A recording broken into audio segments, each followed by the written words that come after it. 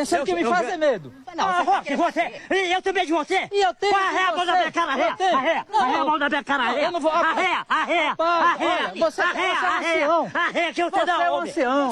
Senhoras e senhores, sejam bem-vindos a mais um vídeo deste humilde canal Guibeira aqui. E eu acho que vocês sentiram falta da minha demora para reagir ao primeiro dia de playoffs. E, manos, foi um dia bem longo. Eu assisti 4 jogos em sequência. Fui dormir um pouco tarde. Acordei, Páscoa, tá ligado? Fui passar com a família. Acabei demorando para trazer esse conteúdo para vocês. Mas eu vou fazer uma reação super estimada aqui do que eu achei da primeira série de playoff, dos primeiros confrontos do playoff, né? Da primeira rodada, do primeiro dia. Daquele Bucks e Pacers, daquele Clippers e Denver, aquele Knicks e Pistons, aquele Minnesota e Los Angeles Lakers, né? Minnesota Timberwolves. Mano, eu vou reagir aqui a tudo que eu vi da minha ótica, o que eu achei de cada um dos jogos. O que faltou pra um time, o que sobrou pra outro, pontos a ser observados, jogadores que tiveram maior destaque. Vou fazer aquele compiladão que eu sei que vocês gostam. E alguns pontos ali eu vou ter que falar, eu avisei. Eu não queria ser esse cara, mas eu vou ter que ser esse cara de falar, eu avisei. E se você tá chegando por aqui agora e gostar do conteúdo, no final, você promete que vai se inscrever, ativar o sininho, deixar o like, vai estar me ajudando muito. Se você já é um trash talker raiz, já vai deixar o likezão que eu sei que você vai gostar desse vídeo, porque esse vídeo foi feito pra você. Agora sim, sem mais enrolações, sem mais delongas, bora começar o conteúdo. Começando pelo primeiro jogo, e eu acredito que tenha sido o menos interessante. Que inclusive o último vídeo do canal que eu postei, eu estava começando a gravar quando esse jogo já estava acontecendo. E cara, simplesmente o Giannis Antetokounmpo tá tentando carregar um caminhão de mulas. Isso sem o seu copiloto, assim, digamos, o seu fiel escudeiro, sem o seu Sancho Panza, sem o Damian Lillard. Assim, pro torcedor do Bucks eu só tenho um recado, assim, que pode ser que te anime durante essa série, porque caso contrário, aqui a gente já pode considerar que a série já acabou, que seria o Damian Lillard voltar no jogo 2. Segundo o Chama Aranha, segundo os tratamentos, as notícias sobre o tratamento do coágulo, da trombose que ele teve, ele pode voltar sim para o jogo 2. Foi tudo 100% aprovado pela equipe médica do Milwaukee Bucks. Porém, se ele não voltar, o Bucks tem um problema muito grande. Por quê? Tivemos uma partida, como sempre, incrível do Giannis Antetokounmpo, 36 pontos, cavou 8 faltas e converteu 8 lances livres, terminou 14 de 23, pegou 12 rebotes, entregou uma assistência, roubou a bola uma vez, deu 2 tocos. O Giannis, assim, foi o Giannis, aquele Giannis que a gente já tá acostumado a ver noite adentro, noite afora, e lá ele pra caramba. Mas ele faz isso toda noite, se possível, confrontos, independente do atleta que vai estar do outro lado defendendo ele vai dar um jeito de fazer isso acontecer. O Giannis tá fazendo o mais próximo do que tivemos de LeBron James em 2018, até mesmo nos playoffs esse jogo 1 provou isso. O problema é o que cerca ele, cara. O que a gente tem pra falar de um Kyle Kuzma, 0 pontos, 0 roubos de bola, 0 bloqueios, 0 assistências, 0 rebotes, 0 de 5 dos arremessos de quadra em 22 minutos? Cara, o que fala pra um cara que recebe 23 milhões de dólares pra fazer cardio em quadra durante 22 minutos, com uma defesa bem abaixo da média? Que fala pra um cara desse? Eu não vou nem me posturar aqui, eu não vou me aprofundar ao que o Kyle Kuzma entregou nesse jogo 1, porque eu acho que não vale a pena. Trocar o Chris Middleton por esse cara, eu preferiria o Chris Middleton lesionado que entrassem em 4 partidas dessa série apenas, 3 partidas dessa série apenas. O velhote Chris Middleton. E nem parece que eu fui um dos caras que falou que essa troca aqui era burrada, porque não faz o mínimo sentido. Inclusive, que investimento ruim do Milwaukee Bucks com o contrato desse mano Kyle Kuzma, né? Mas se você não quiser fazer como o Milwaukee Bucks, eu venho aqui trazer uma solução para os seus investimentos. Eu venho te apresentar o MB. O MB não é apenas uma plataforma para você comprar Bitcoin, mas sim uma solução para todos os seus investimentos digitais, com segurança e transparência. E eu sei que tudo nessa vida é difícil para você dar o primeiro passo, de você comprar os seus primeiros satoshis, de você acertar o seu primeiro arremesso no basquete. Mas eu aconselho que vocês estudem mais sobre criptomoedas, vocês estudem mais sobre Bitcoin, porque o quanto antes você aprender, comprar e começar os seus investimentos, antes você também evita arrependimentos, porque eu tenho certeza que você se arrepende de não ter comprado Bitcoin há 5 anos atrás e vai se arrepender daqui 5 anos de não estar comprando agora, tá? Eu mesmo já tenho ali, minha porcentagem ali tem uns 2 aninhos, rapaziada. E que lugar melhor do que o MB, que já está há mais de 12 anos no mercado, tem mais de 4 milhões de clientes na América Latina. A plataforma que permite você começar com pouco para que você possa explorar um universo de investimentos. E melhor, para os amigos do canal, que você criando a sua conta e depositando pelo menos R$50, você vai ter R$25 de bônus para você usar como você quiser. Então não perde tempo, porque moedas digitais não são o futuro, mas e sim o presente. Invista pelo MB. Utilize o link que vai estar aqui no primeiro comentário fixado, ou então escaneie o QR Code na tela. E se você preferir, também dá para baixar o aplicativo diretamente da loja de apps do seu celular. Em poucos minutos, com apenas algumas informações pessoais, você já está com a sua conta criada, pronto para começar a investir. Então muito obrigado, MB, por confiar no meu trabalho. O que que a gente fala pra um Taurean Prince zerado? Um dos melhores arremessadores desse time zerado. AJ Green, 5 bolas pra 3, incrível, 15 pontos. Garrett Trent Jr., 14 pontos. Kevin Porter Jr., não gosto dele, não acho que ele deveria estar na liga, mas 12 pontos. Brook Lopes, 9 pontos, 0 de 2 pra 3 pontos. Realmente o quinteto ofensivo e a velocidade de jogo do Pacers não favoreciam Brook Lopes e Giannis durante muito tempo em quadra ao mesmo tempo, tanto que o Giannis jogou 38 minutos, o Brook Lopes jogou 20. Mas, ó, eu só vou deixar essa aspa, se os Lillard não voltar, 4-0 nessa série, tá? Enquanto o Indiana Pacers, a gente precisa falar que é o seguinte, é um time que você já tem uma expectativa de ser bom ofensivamente, só que defensivamente, teve um determinado momento que eles jogaram um estilo zoninha 2-1-2 no basquete FIBA, só que como lá tem a regra do tempo, né, o cara que joga de pivôzão no meio do garrafão não pode ficar parado lá no meio, como é no basquetebol que a gente conhece aqui no Brasil, né, o basquetebol NBB, o basquetebol Euroleague. Cara, mas eles fizeram um trabalho muito decente defensivamente, foi impressionante, cara. Miles Turner, 4 tocos, um roubo de bola, terminou com 19 pontos ainda. Benedict Mathurin, mano, jogou muito bem defensivamente, por mais que não tenha dado bloco, nem roubado a bola, mas só que tava muito presente na rotação defensiva, contestando muito bem. Pascal Siakam, cara, um canivete suíço, o cara fazia de tudo em quadra, mata a bola pra 3,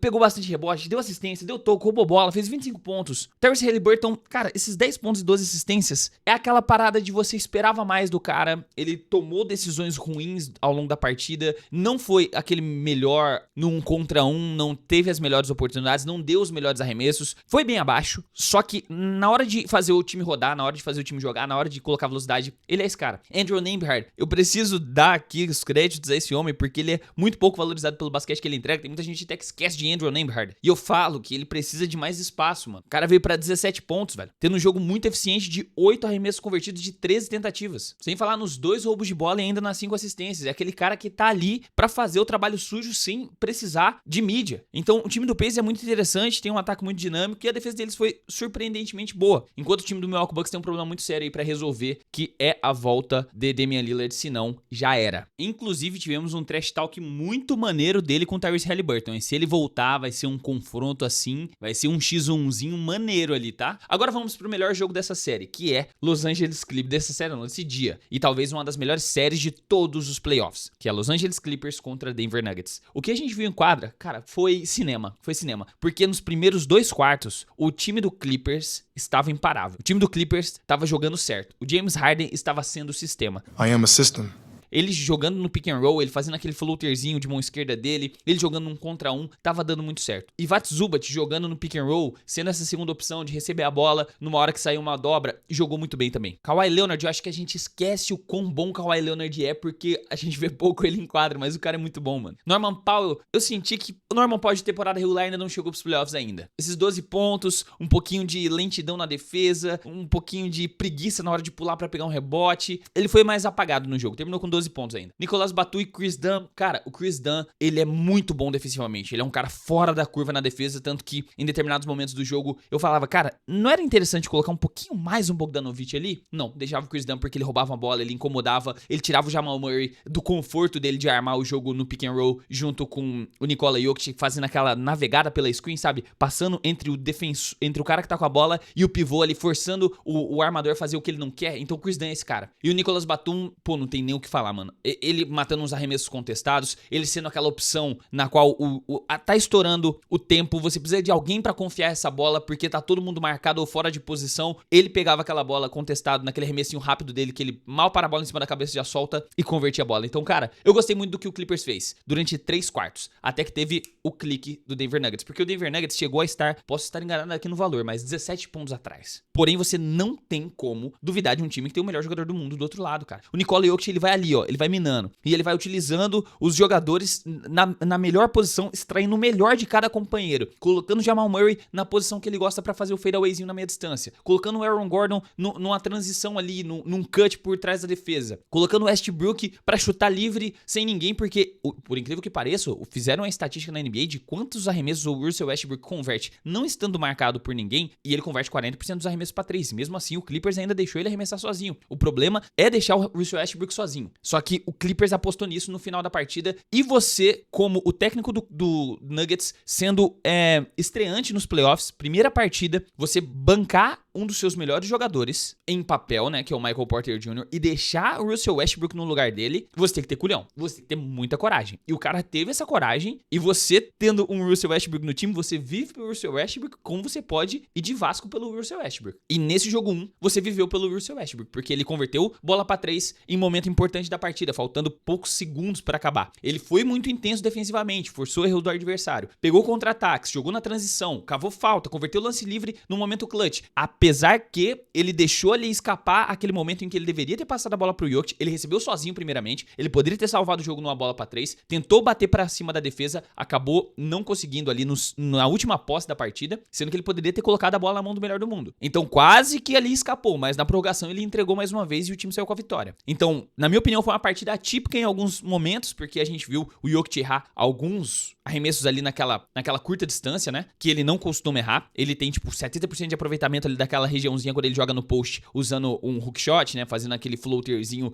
com a mão trocada, jogando no spin move ali. Ele não costuma errar, ele errou uns 3 em sequência, assim que eu me lembro. Eu falo, nossa, o Jokic errou 3 arremessos, isso é muito incomum. Enquanto isso, o resto do time do Nuggets, a gente precisa, pedir desculpa aqui pro Russell Westbrook, se você criticou ele quando ele chegou, se você acreditava que a carreira dele já tinha acabado, um washed, não. Ele tem muito gás pra entregar ainda dentro de quadra. Aaron Gordon, exímio. Jamal Murray é aquele cara que produz mais nos playoffs e a gente tá vendo que ele tá começando a engatar. 21 pontos, teve um aproveitamento não tão bom, mas só que ele tava ali quando o time precisou. Christian Brown foi muito bem defensivamente, jogou bem na transição, passou dos 2 dígitos também, terminou com 11 pontos. Jokic sendo Jokic, né, 29 pontos, 12 assistências, 9 rebotes, ficou a 1 aí de fazer um triplo-duplo, meio que de praxe. É o cara que você pode contar pra fazer absolutamente tudo em quadra. E o Michael Porter continua sendo o pior contrato desse Nuggets, mas o Nuggets ele foi minando, sabe? Eles estavam na desvantagem, estavam com um problema, o técnico acreditou ainda no Westbrook, eles foram ali, ó, de 2 pontos em 2 pontos, aos pouquinhos, até que eles conseguiram o objetivo. Então você não pode desacreditar desse Nuggets. Enquanto o Clippers foi muito bem, mas eu ainda continuo reforçando. Você consegue acreditar nesse Clippers pelo que você viu. Parece que essa vitória escapou da mão deles. Tipo assim, cara, foi no detalhe. E foi no detalhe. Só que a partir do momento que você não tiver o Kawhi Leonard ali, se ele sentiu o joelho numa jogada mais forte, se ele cair de mau jeito, acabou pra esse Clippers aqui, porque só depender do restante do time, não tem como. Por mais que eles tenham feito, tipo assim, no coletivo, uma partida excelente. Então, continuo acreditando aqui que o Nuggets passa nesse confronto. Vai ser uma série aí de 6 jogos, quem sabe 7 jogos com o Nuggets passando. O Clippers foi muito bem e pra mim já é uma grande vitória pelo que eu esperava da temporada do Clippers. Vamos pra próxima partida, Detroit Pistons e New York Knicks. Essa aqui não foi uma partida surpreendente pra mim, porque eu sempre soube que esse time do Pistons ia ser nojento nos playoffs. Muita fisicalidade, muita defesa forte, presente dentro do garrafão, um time que joga bem no pick and roll, um time que tem talento, tem altura, tem força, tem alguns jogadores ali que conseguem entregar algo muito acima da média. E eles se provaram muito bem, eles se provaram o valor que eles têm durante 3 quartos. Durante 3 quartos a gente viu um Detroit Pistons ali que pode bater de frente com praticamente qualquer time da NBA. Só que chegou o último quarto, assim, eu preciso dar os créditos aqui ao Tom Thibodeau, pelo menos uma coisa ele fez correta nesse jogo, e eu já vou falar. Mas ele ainda continua me desagradando em muitos pontos, porque isso atormentou durante 2 quartos e meio o time, mas aí depois ele acabou cedendo, meio que ele falou, beleza, vou dar o braço a torcer, e foi o que compensou pro Knicks. No Pistons, vamos falar um pouquinho sobre o Pistons primeiro. Numa noite onde você tem o Tobias Harris fazendo 25 pontos, 4 de 5 nos arremessos para 3 pontos, 6 rebotes, 2 blocks, muito intenso dos dois lados da quadra, converteu 4 de 5 tentativas para 3. Nessas noites você tem que deixar a bola mais tempo na mão dele. Você não pode apenas por ser o melhor jogador do time, por ter um pouco mais de vaidade ali, tentar fazer tudo por si só, sabe? E o Cade Cunningham forçou muita jogada, terminou 8 de 21 de quadra, jogou bem, 21 pontos, 12 assistências, 6 rebotes, jogou muito bem. Inclusive é um cara muito difícil de ser parado. Mas só que em momentos como o Tobias Harris consegue isso que ele tava conseguindo, você tem que deixar, você tem que falar, vai embora, dali. Porque isso vai ser difícil de você ver novamente na série, tipo assim, se repetindo noite atrás de noite. E os anos dele lá no Philadelphia 76ers se resumem a mais ou menos isso. Você esperava que ele fosse esse cara, ele era esse cara uma vez e depois ele desaparecia, terminando tipo assim, 0 pontos nos últimos quartos dos próximos 3 jogos, sabe? Outro cara que também veio pra uma noite boa que você não consegue esperar 2 vezes seguidas que ele faça isso, é o Tim Hardaway Jr., 19 pontos. Ele nunca teve um momento expressivo no Knicks por causa disso. Ele faz isso uma noite a cada 5. Agora o Malik Beasley, porra, excelente nessa partida, 20 pontos, 6 bolas pra 3. Isaiah Stewart,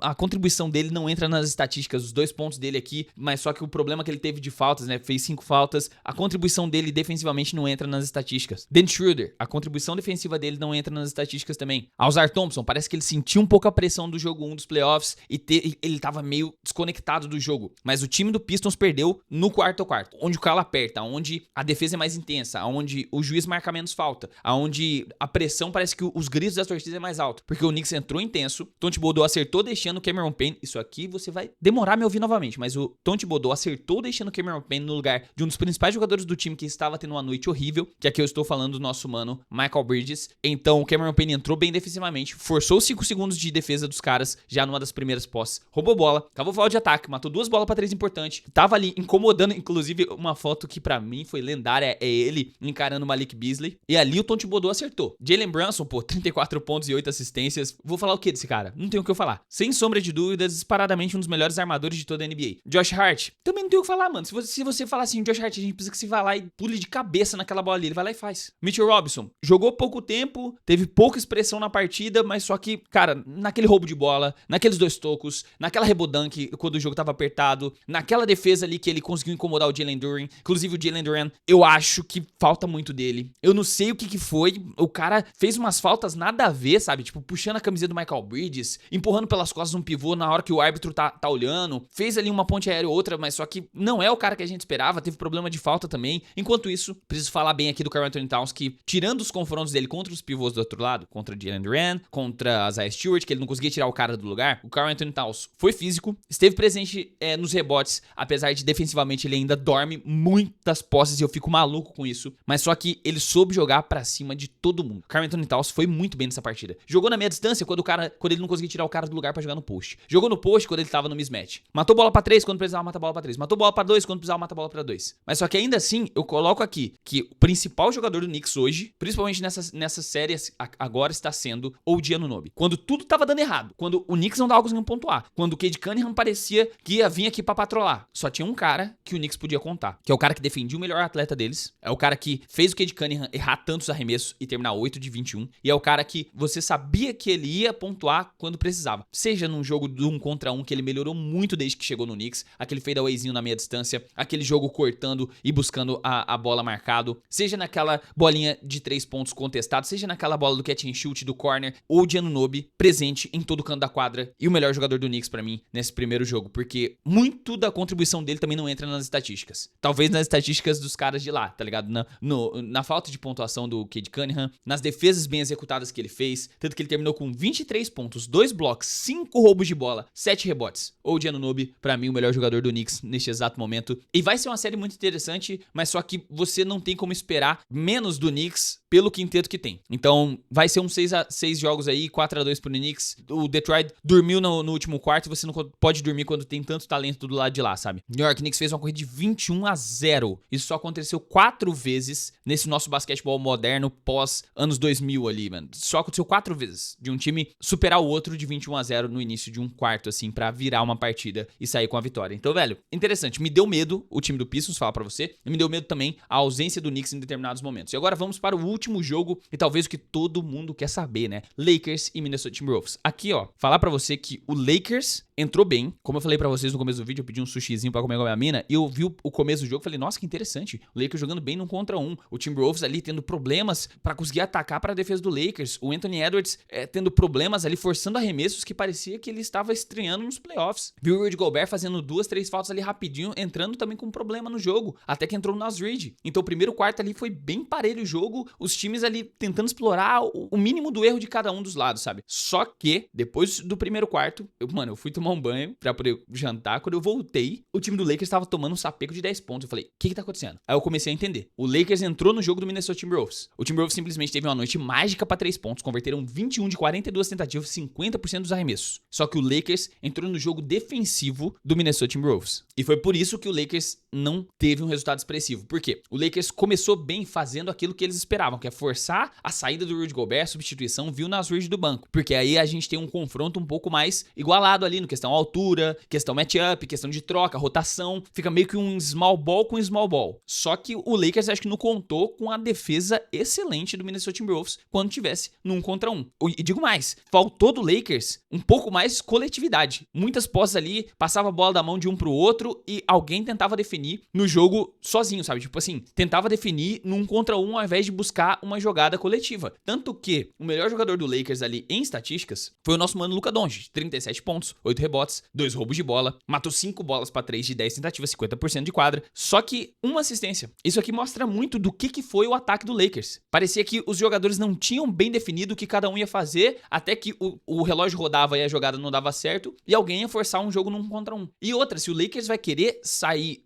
levar melhor nesse confronto, vai precisar demais do LeBron. 19 pontos, com 8 de 18 de quadra, parece que o LeBron não era o LeBron que a gente conhece. O LeBron tava meio apagado, meio acuado desse jogo, não tava tentando tanto quando a bola não começou a cair, ele ficou meio que receoso do jogo. Eu não entendi muito bem o que aconteceu com o LeBron, mano. Enquanto de um lado, defensivamente, ele tava ali fazendo 3 tocos, 2 roubos de bola, pô, muito presente defensivamente, nas trocas, marcando o Rudy Gobert, pegando rebote pra cima do Gobert, dando trabalho defensivamente. Ofensivamente, não era o LeBron que eu esperava ver nesse jogo 1 dos playoffs. Austin Reeves também, pô, 16 pontos, 5 de 13 de quadro, vai precisar demais do Austin Reeves. O Big Three do Lakers vai precisar entregar mais se quiser sair com a vitória desse Timberwolves. Tem capacidade pra isso. Eu acho que o J.J. Redick vai ter muito o que trabalhar pra colocar o coletivo pra jogar melhor, porque se repetir o jogo 1, o jogo 2 vai ser outro ataque. Enquanto isso, do lado de lá, mano, o que falar de Jaden McDaniels, 25 pontos, 2 assistências, 1 roubo de bola, 9 rebotes, 3 de 3 pra 3 pontos, 11 arremessos convertidos de 13 de quadra. Cara, o Jaden McDaniels foi cinema. Defendeu bem, atacou bem, quase 100% de quadra. Vai falar o que pro cara desse? Julius Randle, vou ter que aqui colocar aspas dos 7 turnovers dele. Horroroso entregando a bola pro time adversário, mas foi melhor do que praticamente todos os playoffs que eu assisti dele do Knicks. 16 pontos, 5 assistências, 5 rebotes, matou 4 bolas pra 3 pontos, defendeu bem o LeBron. Tivemos momentos ali que ele,